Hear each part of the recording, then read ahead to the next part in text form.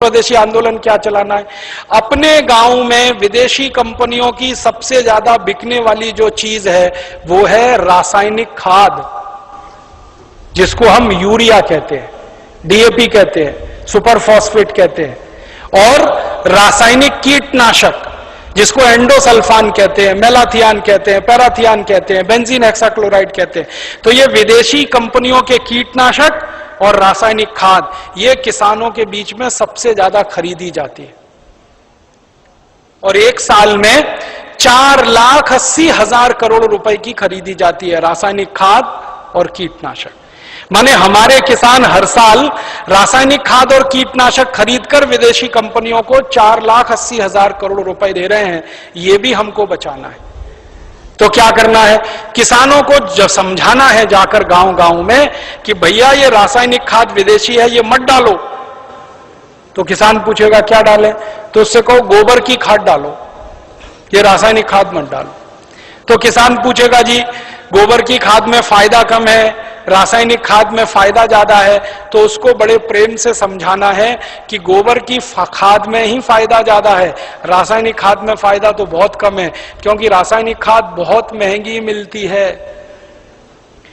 पहले एक कट्टा रासायनिक खाद मिलती थी 70 रुपए में, अब एक कट्टा रासायनिक खाद मिलती है 250 रुपए में, 300 रुपए में, 350 रुपए में, और कभी कभी ब्लैक हो जाए तो 500 रुपए में यूरिया। और हर साल कीमत बढ़ती जाती है। क्यों? क्योंकि ये रासायनिक खाद बनती है उन वस्तुओं से जिनको पेट्रोलियम प्रोडक्ट्स कहा जाता है, और सारे पेट्रोलियम प्रोडक्ट्स जिसको नेफ्था कहते हैं वो विदेशों से आता है। इसका पैसा पूरा विदेश में जाता है। किसानों को समझाइए ये कि बहुत महंगी पड़ती है। और इसकी महंगाई पता है दूसरी क्या है, एक बार आपने खेत में 1 कट्टा यूरिया डाल दिया तो अगली बार 2 कट्टा डालना पड़ेगा, 2 बोरे डालना पड़ेगा। और एक बार 2 बोरे पड़ गया तो अगली बार 3 बोरे डालना पड़ेगा। एक बार 3 पड़ गया तो फिर 4 डालना पड़ेगा। हर बार बढ़ता ही जाता है, बढ़ता ही जाता है, बढ़ता ही जाता है, खर्चा बढ़ता जाता है। और मालूम है रासायनिक खाद बहुत गर्म होता है। गर्म रासायनिक खाद यूरिया डीएपी आप डालते हैं, मिट्टी पूरी चटक जाती है गर्मी के कारण, तो पानी ज्यादा देना पड़ता है। गोबर की खाद लगा के खेती करें तो गेहूं की फसल लेने में 3 पानी लगता है।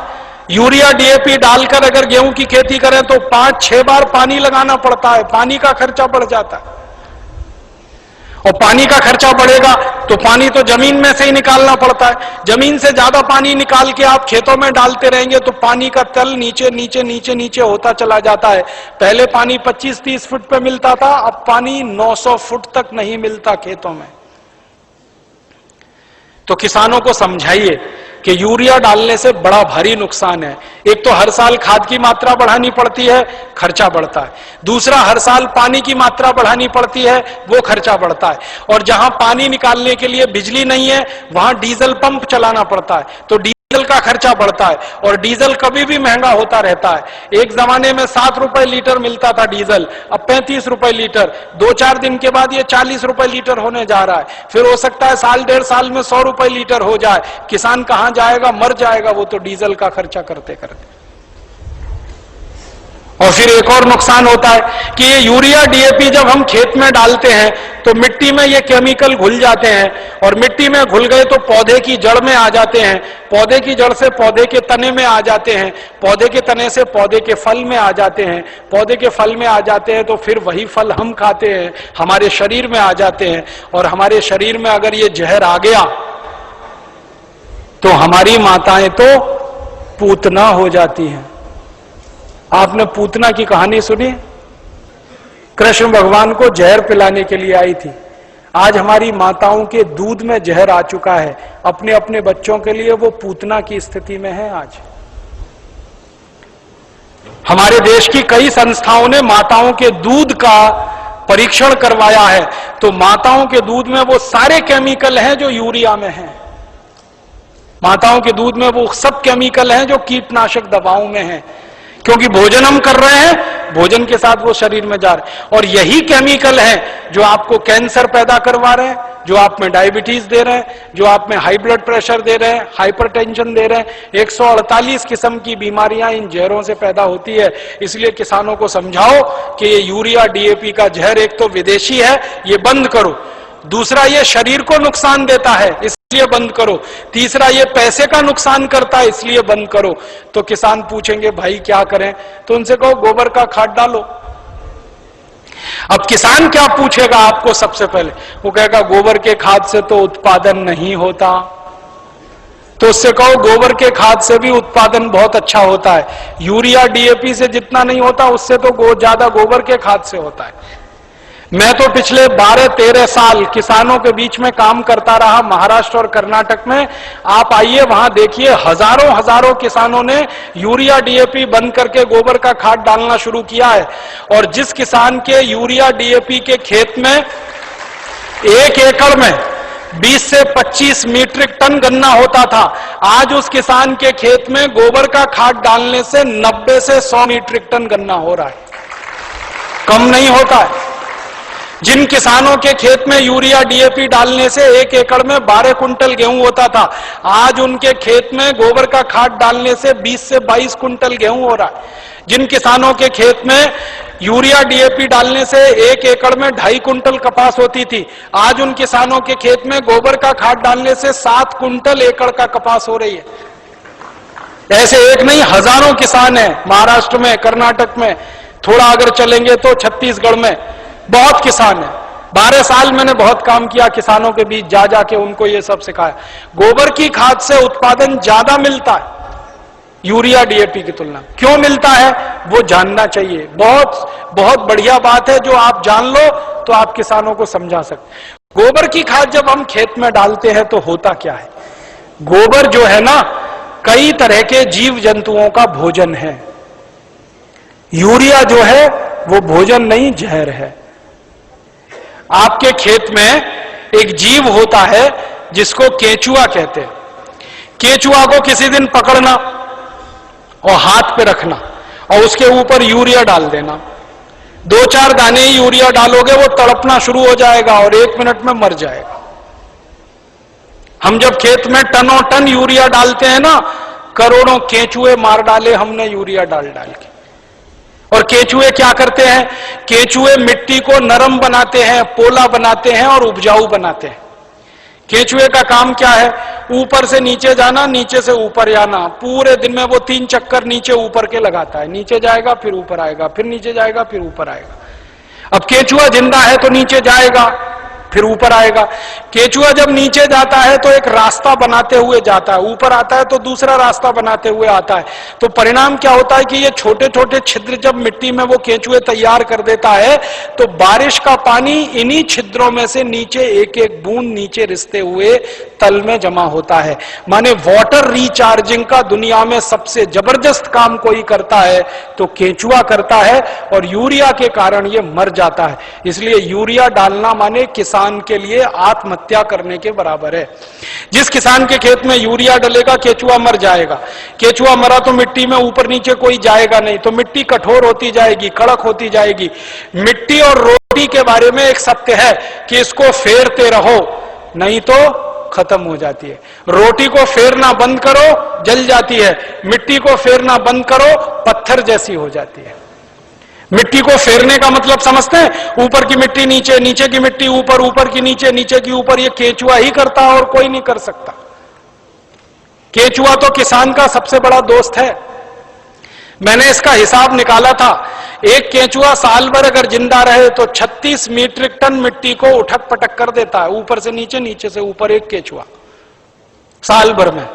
और उतनी ही मिट्टी को ट्रैक्टर से उलट पलट करना पड़े तो कम से कम 100 लीटर डीजल खर्च होता है, और 100 लीटर डीजल 3600 रुपए का आता है। माने एक केंचुआ हर आदमी का 3600 रुपए बचा रहा है। ऐसे करोड़ों केंचुए हैं, पता सोचो कितने हजार करोड़ रुपए बच रहे हैं इस देश में। इसलिए गोबर का खाद डालने से फायदा क्या होता है? रासायनिक खाद डालो केंचुआ मर जाता है, गोबर का खाद डालो केंचुआ जिंदा हो जाता है। क्योंकि गोबर केंचुए का भोजन है। केंचुए को भोजन मिले तो वो अपनी जनसंख्या बढ़ाता है, और इतनी तेज बढ़ाता है कि कोई नहीं बढ़ा सकता। भारत सरकार कहती है हम दो हमारे दो, केंचुआ नहीं मानता उस बात को। एक एक केचुआ 50-50 हजार बच्चे पैदा करके मरता है। 50-50 हजार। एक जाति का केचुआ तो मैंने देखा 1 लाख पैदा करता है बच्चे।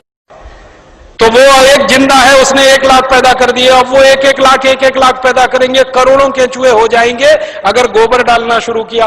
और केंचुए ज्यादा होंगे तो मिट्टी फिर उलट पुलट होने लगेगी, मिट्टी में छिद्र बनने लगेंगे, तो बारिश का जितना भी पानी गिरेगा सब मिट्टी में आ जाएगा।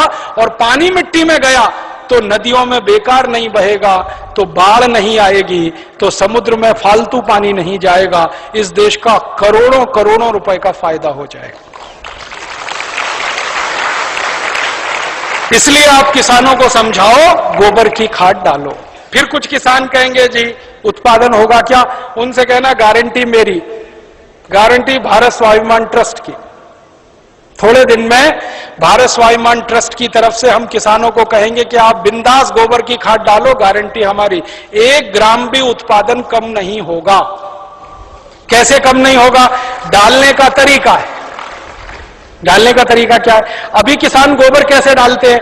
गोबर डालते हैं, वो घूरा है, घूरा गांव में कचरा डालने का, वहां गोबर इकट्ठा करते हैं। 6 महीने, 8 महीने, साल भर वो सूखता रहता है और सूख सूख के उसकी सारी ताकत निकल जाती है। फिर वो सूखा हुआ गोबर हम डालते हैं, इससे उत्पादन ज्यादा नहीं आता। गोबर को हमेशा गीला डालना चाहिए, ताजा डालना चाहिए। गोबर को अगर पानी में घोल के डालो ना तो वही 3 गुना ज्यादा फायदा करता है। तो किसानों को यह समझाओ कि गोबर को सुखा के खेत में ना डालें, उसको पानी में घोल के डालें। तो कैसे घोलेंगे पानी में? उसका फॉर्मूला लिख लो आप। और जो जो गांव में जाने वाले कार्यकर्ता है, ये सब किसानों को आप बोलो कितना गोबर डालना है, कितना पानी उसमें मिलाना है, कितने बीघे के लिए काम में लाना है उसको। अब आपको मैं एक मोटी सी बात बता देता हूं। 1 एकड़ माने 2.5 बीघा, 5 बीघा नहीं, 2.5 बीघा। तो एकड़ 2.5 बीघे का हिसाब जोड़कर बताता हूं। एक किसान को एक बार में 1 एकड़ फसल के लिए कितना गोबर डालना पड़ेगा? गीला करके डालेंगे तो 10 किलो गोबर, बस 10 किलो गोबर, 10 किलो गोबर। फिर से सुन लो, 10 किलो, ज्यादा नहीं बोल रहा हूं, 100 किलो नहीं, 10 किलो गोबर 1 एकड़ के लिए। डालना कैसे? लिख लो 10 किलो गोबर। फिर इसमें चाहिए 10 लीटर मूत्र, जिस जानवर का गोबर उसी का मूत्र। गाय का गोबर तो गाय का मूत्र, भैंस का गोबर तो भैंस का मूत्र, बैल का गोबर तो बैल का मूत्र। अब आप बोलोगे गोबर तो इकट्ठा कर लेंगे, मूत्र कैसे इकट्ठा करें? जानवर जो मूत्र देते हैं ना, जहां पे आप जानवरों को रखते हो वहां पे पत्थर वत्थर लगा के एक छोटी सी नाली बना लो और उसमें ढाल लगा दो। जितना भी वो पेशाब करेंगे वो नाली में आ जाएगा। नाली के आगे खड्डा खोद दो, वो सारा उसमें जमा हो जाएगा, फिर वो ले लो। और मैं आपको एक अच्छी बात बताता हूं, जानवरों के मूत्र की कोई एक्सपायरी डेट नहीं है। 1 साल, 2 साल, 3 साल, 5 साल, 10 साल, 20 साल, 50 साल खराब ही नहीं होता। तो चिंता करने की बात ही नहीं है। तो इकट्ठा होता रहेगा, खड्डे में डालते रहो। तो 10 किलो गोबर, 10 लीटर मूत्र, ठीक है। फिर इसमें मिलाना है लगभग 1 किलो गुड़, आधे से 1 किलो गुड़। गुड़ तो आप सब जानते हो। एक तो गुड़ होता है जिसको आप खा लेते हो, एक तो गुड़ ऐसा होता है जिसको जानवर खा लेते हैं, और एक गुड़ ऐसा होता है जिसको कोई नहीं खा सकता, गीला गीला, पुराना पुराना, काला काला। वो गुड़ खेत के बहुत काम का है। जो सबसे घटिया गुड़ है, जिसको ना जानवर खा सकते हैं ना आपका, वो खेत के लिए बहुत काम का है। तो वो गुड़ ले लो, आधे से 1 किलो। गोबर हो गया, मूत्र हो गया, गुड़ हो गया। अब इसमें लगभग 1 किलो डालना है दाल का आटा। दाल है ना, दाल, अरहर की दाल, मूंग की दाल, उड़द की दाल, चने की दाल, सोयाबीन की दाल, खेसारी की दाल, कोई भी दाल, 1 किलो उसका आटा। 4 चीजें हो गई, गोबर, गोमूत्र, गुड़, दाल का आटा। और इसमें डालनी है 1 मुट्ठी मिट्टी। 1 मुट्ठी में आधा किलो या 1.25 किलो तक मिट्टी आती है। मिट्टी कहां से लानी है? आपके खेत के आसपास अगर पीपल का कोई पेड़ है, बरगद का कोई पेड़ है, तो उसके नीचे से खोद लो मिट्टी। पीपल के पेड़ के नीचे की या बरगद के पेड़ के नीचे की? पीपल और बरगद के पेड़ के नीचे की ही मिट्टी क्यों खोदना? आपको मालूम है पीपल और बरगद के पेड़ हर समय ऑक्सीजन देने वाले पेड़ हैं, और ज्यादा ऑक्सीजन देने वाले पेड़ के नीचे जीवाणुओं की संख्या बहुत होती है। तो पीपल और बरगद के पेड़ के मिट्टी में जीवाणु सबसे ज्यादा होते हैं, यही जीवाणु खेत को चाहिए। तो मिट्टी ले ली, 5 चीजें हो गई, गोबर 10 किलो, मूत्र 10 लीटर, गुड़ लगभग 1 किलो, दाल का आटा 1 किलो और मिट्टी लगभग 1 किलो। ये 5 चीजों मिला दो, घोल दो।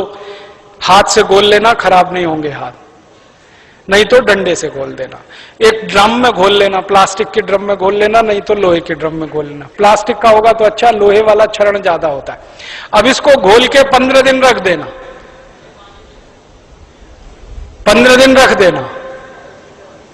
घोलने में तकलीफ आए तो थोड़ा पानी मिला देना, ज्यादा मत मिलाना, थोड़ा ही मिलाना। घोल के 15 दिन रख देना।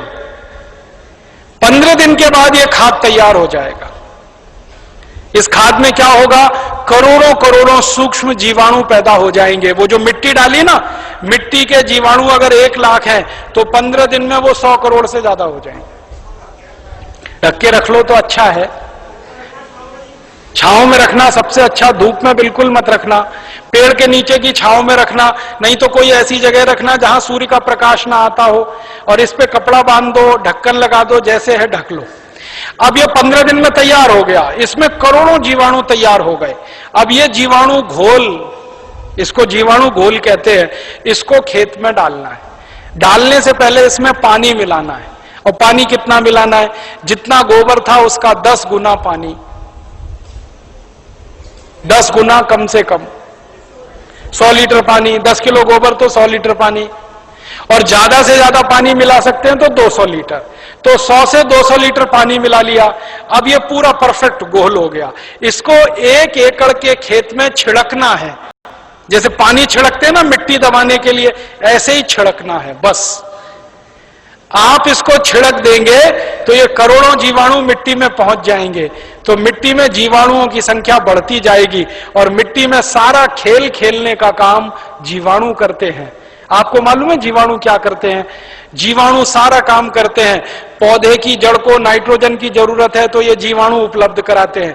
पौधे की जड़ को कैल्शियम चाहिए तो ये जीवाणु उपलब्ध कराते हैं। पौधे की जड़ को आयरन चाहिए तो ये जीवाणु, माने पौधे को बड़ा होने के लिए जितने भी सूक्ष्म पोषक तत्व चाहिए और फिर वो हमारे शरीर में वास्तव में चाहिए, वो सब इन जीवाणुओं की करामात से ही मिलता है। तो पौधे की जड़ को भरपूर सूक्ष्म पोषक तत्व मिलने लगेंगे, पौधे की बढ़त बहुत तेज होगी, और जिस पौधे की बढ़त अच्छी होगी उसका फल अच्छा होगा, जिसका फल अच्छा होगा उसका उत्पादन अच्छा होगा। अब इसमें समय लिख लो, कितनी बार डालना, कब डालना। सबसे अच्छा तरीका यह होता है कि खेत को जब जोतने की तैयारी करें ना, जोतें, बीज डालने से पहले खेत जुताई होती है ना, खेत जुताई करते ही 1 दिन डाल दो। आज जुताई किया, कल डाल दो, जुताई करके डाल दो। ये पहली बार, ठीक है। फिर इसके डालने के 2-3 दिन बाद या 4 दिन बाद या 5 दिन बाद बुआई कर दो। है कितना डाल सकते हैं बताए ना? 1 एकड़ में जितना तैयार हुआ 200 लीटर वो।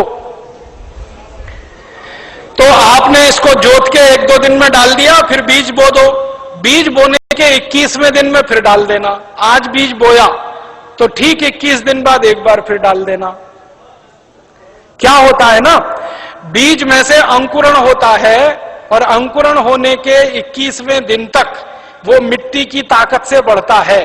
फिर 21 दिन के बाद वो सूर्य की ताकत से बढ़ना शुरू हो जाता है, फोटोसिंथेसिस जिसको कहते हैं, प्रकाश संश्लेषण की क्रिया। सूर्य ताप से खाना बनाना शुरू कर देता तो बढ़त तेज हो जाती। तो और आप मोटी सी एक बात याद रखो कि हर 21वें दिन पे डाल देना। आज डाला, 21 दिन बाद डाला, फिर 21 दिन बाद डाला, फिर 21 दिन बाद डाला। तो एक फसल अगर आप समझ लो 4 महीने की है तो लगभग 5 बार डालना पड़ेगा। कोई फसल 6 महीने की है तो 7-8 बार डालना पड़ेगा। 8 महीने की है तो 10-1 बार डालना पड़ेगा। अब इसमें खर्चा क्या है? जानवर अगर घर के हैं तो गोबर फोकट का, मूत्र फोकट का। गुड़ मैं कह रहा हूं सबसे सड़ा हुआ, जिसको फेंक देते हैं, वो भी फोकट में मिल जाएगा। पानी तो फोकट का है ही, थोड़ा दाल वाल लेना पड़ेगा तो उसका खर्चा आएगा, लेकिन किसान अगर दाल पैदा करता है तो वो भी घर की हो जाएगी। माने खाद बनाने का खर्चा लगभग शून्य आएगा। मेहनत लगेगी, पूंजी में पैसा कम से कम खर्च होगा। और ये खाद जो तैयार होगी इसमें जबरदस्त क्वालिटी है, क्योंकि इसमें कैल्शियम भरपूर, आयरन भरपूर, फास्फोरस भरपूर। क्या क्या इसमें है? गोबर है, गोबर में कैल्शियम है, आयरन है, सल्फर है, सिलिकॉन है, कोबाल्ट है, मैग्नीशियम है, मैग्नीज है, 18 सूक्ष्म पोषक तत्व हैं जो चाहिए मिट्टी को। फिर गुड़ है, गुड़ में जबरदस्त फास्फोरस है, गुड़ में जबरदस्त कैल्शियम है, फिर मूत्र में ये सब है। तो जो सूक्ष्म पोषक तत्व हमें चाहिए वही मिट्टी को चाहिए, वो सब इस खाद में भरपूर है। यूरिया में नहीं है, डीएपी में नहीं है, यूरिया में कैल्शियम नहीं है, डीएपी में कैल्शियम नहीं है। और कैल्शियम सबसे प्रमुख आधार है मिट्टी के लिए, क्योंकि खेत में कैल्शियम होगा तो पौधे में होगा, पौधे में होगा तो फल में होगा, फल में होगा तो भोजन में होगा, भोजन में होगा तो शरीर में होगा, शरीर में होगा तो हड्डियां मजबूत, हड्डियां मजबूत तो शरीर मजबूत। ये सारा साइकिल इसी कैल्शियम के उस पे है। तो ये तो गोबर की खाद से ही मिलेगा, यूरिया डीएपी से मिलने ही वाला नहीं है। तो किसान को ये समझाइए आप। अब आपको समझ में आ गया, हर 21 दिन में डालना है, जबरदस्त फसल आएगी। पहली बार जब आप डालोगे ना तो किसान थोड़ा झिझक करेगा, उसको भरोसा नहीं है, विश्वास नहीं है, तो उसको कहना कि भाई तुम डालो, नुकसान तुम्हारा नहीं होगा। मैंने बहुत किसानों का हिसाब निकाला है, खराब से खराब खेत में जब गोबर का खाद डालते हैं ना तो गेहूं का उत्पादन पहले साल की तुलना में थोड़ा ही कम आता है, लेकिन उत्पादन जितना कम आता है उससे ज्यादा खर्चा बच जाता है, तो वो बराबर मामला बैठता है। हम यूरिया डीएपी में खर्चा करते हैं हजारों रुपए का, तब उत्पादन लेते हैं। यहां खर्चा ही नहीं है, थोड़ा उत्पादन कम भी हुआ तो फायदा ही है, नुकसान कुछ नहीं, इसलिए किसी किसान का नुकसान नहीं। और 2-3 साल लगातार आपने डाल दिया तो उत्पादन बढ़ना शुरू हो जाता है, लगातार बढ़ता है। और 10-12 साल में तो कई खेत ऐसे हैं जहां उत्पादन सीधे डबल हो जाता है, 100% की बढ़ोतरी हो जाती है। नहीं, छानने की जरूरत नहीं है, ऐसे ही डालो। उसमें जितना कचरा है सब खेत में जाने दो, क्योंकि कचरे में जीवाणुओं की संख्या और तेजी से बढ़ेगी, छानने की जरूरत नहीं है। अब आप डालोगे कैसे, ये प्रश्न है। तो उसके लिए 4 विधि है। पहली विधि ये है कि सीधे डब्बा लो और छिड़काव करो, खेत पे भरो और छिड़क दो, भरो और छिड़क दो। अब कहोगे जी खेत बहुत बड़ा है, ये तो नहीं चल सकता, तो दूसरा तरीका बताता हूं। खेत में पानी लगाते हैं ना, पानी में डाल दो। नाली में से पानी जा रहा है ना, एक टंकी में भर के ये खाद रख दो, उसमें नल लगा दो, टोटी खोल दो, टपक टपक पानी में गिरता रहेगा, खेत में चला जाएगा। ये दूसरा तरीका। तीसरा तरीका ये है कि अगर किसी के घर में जानवरों की संख्या ज्यादा है तो गोबर ज्यादा होगा उसके पास, तो थोड़ा सा गोबर तो इसमें इस्तेमाल हुआ, बचे हुए गोबर का क्या करेंगे? तो बचा हुआ गोबर अगर सूखा है तो उसको इसी में डाल देना 15 दिन के बाद 200 लीटर पानी मिला के, तो वो गोबर भी गीला हो जाएगा।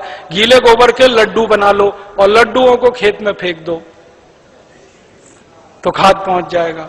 और एक तरीका है, खेत में से मिट्टी खोद लो, मिट्टी खोद लो, मिट्टी में ये पूरा घोल मिला दो, मिट्टी गीली हो गई, मिट्टी के लड्डू बना लो, लड्डुओं को खेत में फेंक दो तो खाद पहुंच जाएगा। तो पानी के साथ दे सकते हैं, छिड़क के डाल सकते हैं, गोबर या मिट्टी को लड्डू बना के डाल सकते हैं।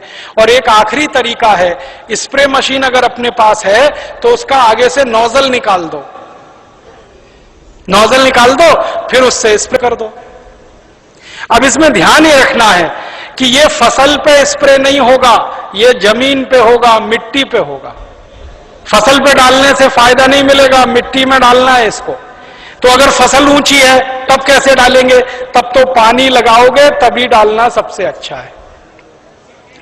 इसमें एक तरीका यह है कि खेत का मुहाना होता है ना, जहां से पानी घुसता है, वहां एक आदमी को बिठा दो, डब्बा लेके पटकता रहेगा, उसमें पानी के साथ जाता रहेगा और पानी के साथ पूरे खेत में बराबर मात्रा में जाता है और रिजल्ट उसका सबसे अच्छा आता है।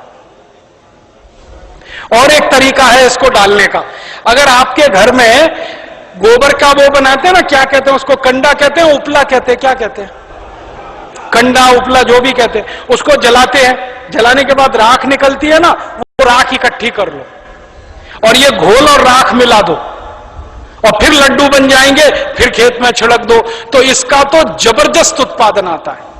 क्योंकि जो राख है ना, इसमें कई केमिकल अतिरिक्त हैं जो गोबर और गौमूत्र से भी ज्यादा है।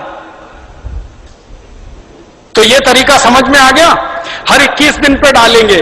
4 महीने की फसल है तो 5-6 बार डालना पड़ेगा, 6 महीने हैं तो 7-8 बार। इसी तरह से पूरी खेती होती रहेगी। गोबर किसी भी जानवर का, गाय का हो, भैंस का हो, बैल का हो, बकरी बकरे का हो, गधे घोड़े का हो, हाथी ऊंट का हो, कोई भी हो, सब चलेगा। मूत्र भी किसी जानवर का, ठीक है। और आधा आधा मिले तो वो भी चलेगा।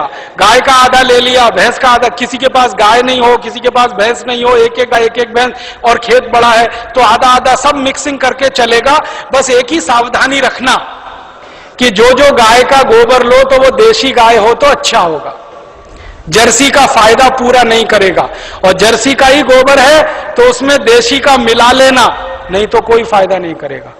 जर्सी गाय है, उसका गोबर है, उसमें देशी गाय का 1-2 किलो गोबर मिला लेना, वो वैसे ही काम करता है जैसे 100 किलो दूध में 1 चम्मच दही डालो तो पूरा दूध दही हो जाता है। वैसे ही 100 किलो जर्सी गाय के गोबर में 1 किलो देशी का डाल दो तो देशी गाय के जीवाणु अपनी संख्या अपने आप बढ़ा लेते हैं। और धीरे धीरे मेरी बात मानो तो जर्सी गाय बेचते जाना, देशी लेते जाना, क्योंकि ये जर्सी गाय के दूध में दम नहीं है। आपको मालूम नहीं है, दुनिया में भारत को छोड़कर जर्सी गाय का दूध कोई देश नहीं पीता। डेनमार्क में सबसे ज्यादा जर्सी गाय है। डेनमार्क वाले दूध ही नहीं पीते। क्यों नहीं पीते? कैंसर होने की संभावना है जर्सी गाय के दूध से। घुटनों का दर्द तो तुरंत हो जाता है, बड़ी बड़ी बीमारियां होती हैं। और जर्सी गाय को एक खतरनाक बीमारी होती है, मैड काउ डिसीज। उस बीमारी के चक्कर में दूध भी उसका प्रदूषित होता है, इसलिए जर्सी का दूध दुनिया में कोई नहीं पीता। डेनमार्क की सरकार तो दूध ज्यादा होने पर समुद्र में फेंकवा देती है। आपको सुनकर हैरानी होगी, डेनमार्क में दूध बहुत है, चाय बिना दूध की पीते हैं सबके सब, क्योंकि वो दूध उनको खराब लगता है। तो जर्सी गाय बेच के देशी लेते जाना।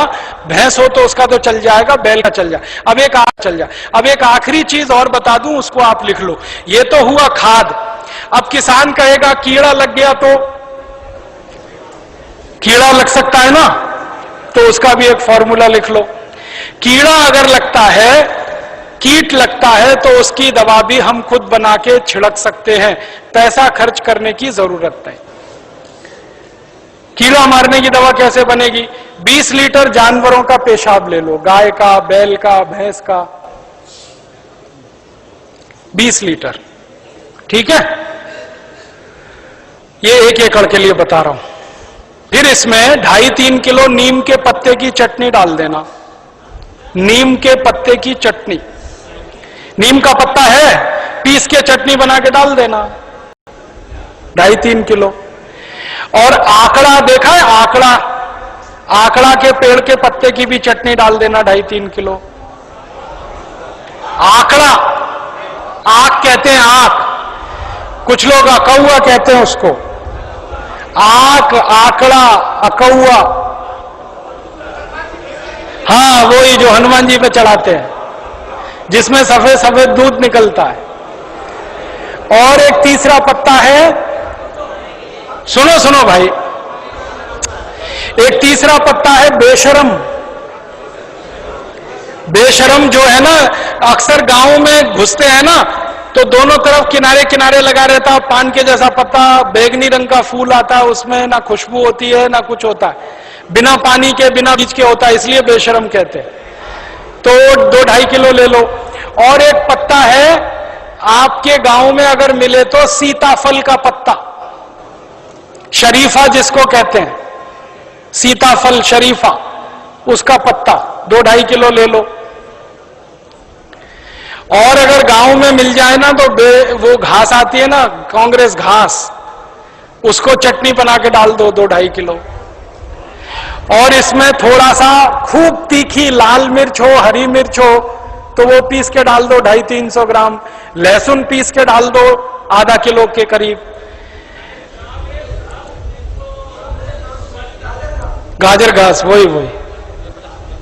और मैं आपको एक मोटी सी बात बताता हूं, वो याद रखो, जिन जिन पत्तों को गाय नहीं खाती, फिर से सुनो, जिन जिन पत्तों को गाय नहीं खाती और आपके गांव में उपलब्ध है, वो सब पत्ते पीस के डाल दो इसमें। गाय को खिला के देख लो, खा रही है तो नहीं डालना, नहीं खा रही है तो पीस के डाल देना है। मोटी बात याद रखो। तो 3-4 तरह के पत्ते डाल दिए, थोड़ा लहसुन डाल दिया, थोड़ा मिर्ची डाल दी, 20 लीटर मूत्र में डाल के इसको उबालना है, गर्म करना, उबाल के ठंडा कर लो, ठंडा करके 200 लीटर पानी मिला दो। अब ये दवा तैयार हो गई, कीटनाशक। इसको स्प्रे कर दो किसी भी फसल पे, तो 48 घंटे माने 2 से 3 दिन में सारे कीट खत्म कर देता है। 1 पैसे का खर्चा नहीं होता, बाजार से कुछ नहीं लाना पड़ता। ये हर फसल में काम आता है, गेहूं में, चावल में, चने में, दाल में, मटर में, गन्ने में, हर तरह की फसल में ये उपयोग हो सकता है। तो कीटनाशक दवा बनाने का आपको मालूम, खाद बनाने का आपको मालूम। अब यूरिया, डीएपी और एंडोसल्फान गांव गांव से हमें बंद कराना है। 4,80,000 करोड़ रुपए किसानों का बचाना है, 2,32,000 करोड़ रुपए शहर वालों का बचाना है। ये दोनों मिला दें तो करीब 7-8 लाख करोड़ रुपए देश का हम बचा सकते हैं स्वदेशी आंदोलन की ताकत से। और बाहर से जो इंपोर्ट हो रहा है करीब 7 लाख करोड़ का, अगर पक्के स्वदेशी वाले लोग हो जाएं तो इंपोर्टेड चीजें भी बंद हो सकती हैं। 14 लाख करोड़ का फायदा, माने इतना बड़ा फायदा हम पूरे देश को दे सकते हैं अपने स्वदेशी आंदोलन और अभियान से। इसलिए स्वदेशी आंदोलन और अभियान को गांव गांव जाके चलाना है।